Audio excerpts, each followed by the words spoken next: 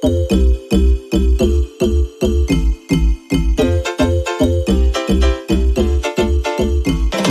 the very beginning, when all was dark, God spoke the word, let there be light. And then the light was followed by light. God saw the light, it was good and bright. What makes His love continue? It's divine truth, divine truth.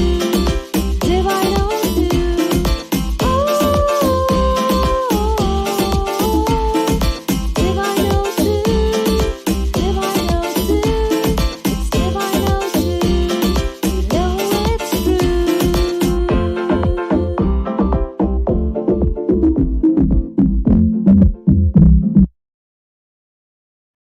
Hi everyone, மீண்டுமாக divine ஓ two Proverbs episode மூலமா உங்க எல்லாரையும் சந்திக்கிறதுல ரொம்ப சந்தோஷமா இருக்கு. ரமேஷ்க்கும் அவங்க அம்மாக்கும் ரொம்ப ஒன்றும் பணம் கிடையாது, இருந்ததை வச்சு சந்தோஷமா இருந்தாங்க. ஒரு நாள் ரமேஷ் மார்க்கெட் போயிட்டு வரும்பொழுது ஒரு சின்ன பை ஒன்றை கண்டுபிடிச்சான். அதை வீட்டுக்கு எடுத்துட்டு வந்துட்டு அவங்க அம்மாட்ட, அம்மா இன்னைக்கு நான் மார்க்கெட்ல என்ன கண்டுபிடிச்சேன் பாருங்க, இந்த பையில 15 தங்க காசு இருக்குமா அப்படின்னு சொன்னான். ரமேஷ் அவங்க அம்மா அவனை பார்த்து, ரமேஷ் செல்லம், நம்மக்கிட்ட ரொம்ப ஒன்றும் காசு இல்லை, ஆனால் நம்மளது இல்லாததை நம்ம எடுக்கக்கூடாதுப்பா. நீ பேசாமல் மார்க்கெட்டுக்கு போய் இது யாருது அப்படின்னு கண்டுபிடிச்சி கொடுத்துட்டு வந்துடு அப்படின்னாங்க. அந்த பையன் நம்ம வச்சுக்கலாம் அப்படின்னு அவங்க அம்மா சொல்லுவாங்கன்னு நினச்சான். ஆனால் அம்மா திரும்பி கொடுத்துரு அப்படின்னு சொன்ன உடனே முதல்ல ரொம்ப ஒன்றும் சந்தோஷமாக செய்யல, ஆனால் கீழ்ப்படிஞ்சு செஞ்சான். மார்க்கெட்டில் விசாரிச்சப்போ அந்த ஊரில் இருந்த பணக்காரர் 15 தங்க காசுள்ள அவரோட பணப்பையை தொலைச்சிட்டாரு அப்படின்னு கேள்விப்பட்டான். உடனே அவர் வீட்டுக்கு போயிட்டு, ஐயா இந்த பை உங்களுதுன்னு நினைக்கிறேன், இதை நான் மார்க்கெட்டில் கண்டுபிடிச்சேன் ஐயா அப்படின்னு சொல்லி எடுத்துட்டு போனான். அந்த பணக்காரர் ஆனால் சரியான ஒரு பேராசை பிடிச்சவர்.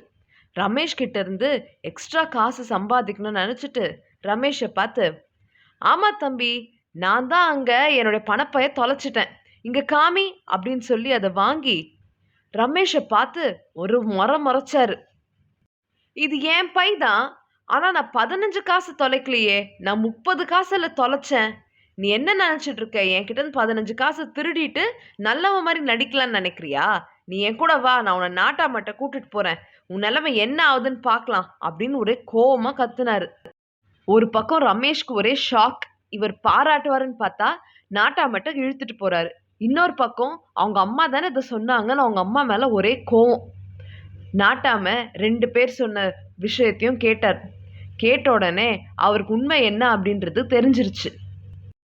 அந்த நாட்டாம பணக்காரரை பார்த்து சொன்னார், ஐயா நீங்கள் காசு தொலைச்சது உண்மைதான், ஆனால் நீங்கள் தொலைச்சது 30, இதில் இருக்கிறது 15. இது வரைக்கும் யாரும் 15 காசை தொலைச்ச மாதிரி என்கிட்ட வந்து கம்ப்ளைண்ட் கொடுக்கல அப்படின்னு சொன்னார்.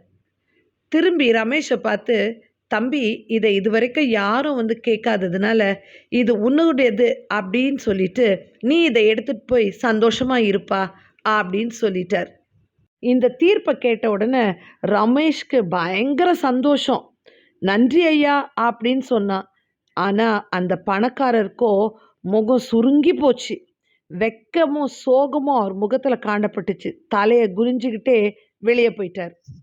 நீதிமொழிகள் 28ஆம் அதிகாரம் 20ஆம் வசனத்தில் கூட இதுதான் சொல்லுது, உண்மை உள்ள மனுஷன் பரிபூரண ஆசீர்வாதங்களை பெறுவான், ஐஸ்வர்யவன் ஆகிறதற்கு தீவிரிக்கிறவனோ ஆக்கினைக்கு தப்பான்.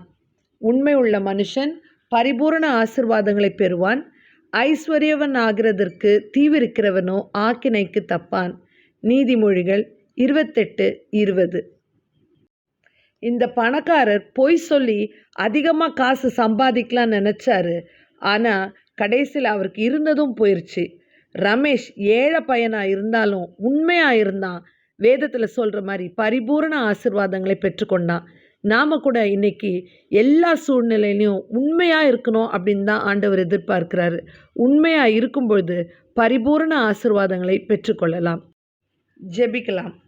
அன்புள்ள இயேசப்பா, நீங்கள் தந்திருக்கிற எல்லா நன்மைகளுக்காக உமக்கு நன்றி.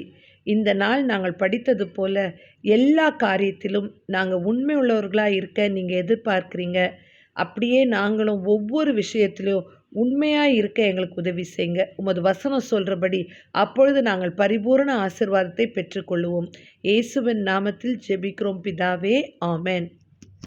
ஓகே ஃப்ரெண்ட்ஸ், மீண்டுமாக அடுத்த எபிசோட்ல எல்லாரையும் சந்திக்கலாம். அது வரைக்கும் ஏசப்பா பிள்ளைங்களா இருக்கலாம். டாடா.